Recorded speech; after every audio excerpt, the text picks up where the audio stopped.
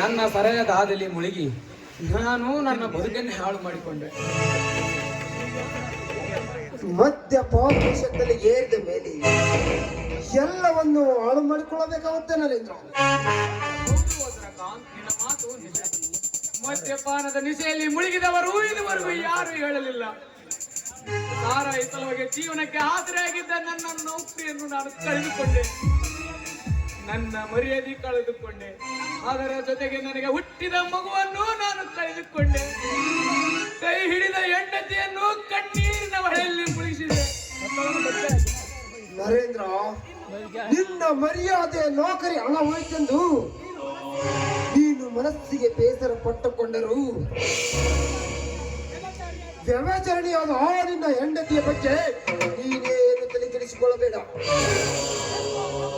ಎಷ್ಟೋ ಜನರ ಕಾಮುಕರಿಗೆ ಹುಟ್ಟಿದ ಆ ಮಗು ಸತ್ತು ಹೋಗಿದ್ದಕ್ಕಾಗಿ ನಿನ್ನ ಮರ್ಯಾದೆ ಉಳಿತು ಎಂದು ತಿಳಿ. ಇಲ್ಲದಿದ್ದರೆ ಆ ಪಾಪಿಯ ಮಗುವಿನಿಂದ ನೀನು ಅಪ್ಪ ಎಂದು ಕರೆಸಿಕೊಳ್ಳಬೇಕಾಗುತ್ತಿತ್ತು.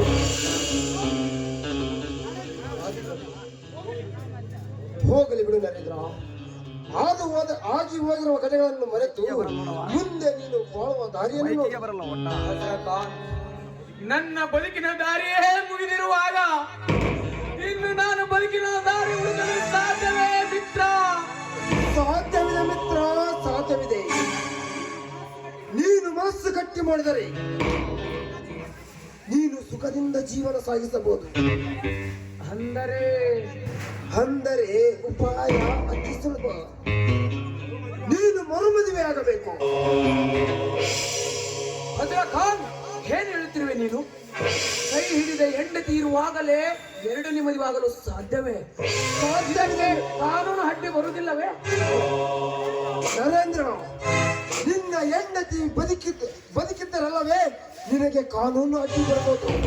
ಅಂದರೆ ನಿರ್ಮಲೆಯನ್ನು ನಾನು ಈ ಲೋಕದಿಂದ ಮುಕ್ತಿಗೊಳಿಸಬೇಕು. ನೀನು ಸುಖವಾಗಿ ಬದುಕಬೇಕೆಂಬ ಆಸೆ ನಿನಗಿದ್ದರೆ ನಿನ್ನ ಸುಖಕ್ಕೆ ಮುಳ್ಳಾದ ಮುಳ್ಳನ್ನು ನೀನು ಕಿತ್ತು ಎಸೆಯಲೇಬೇಕು.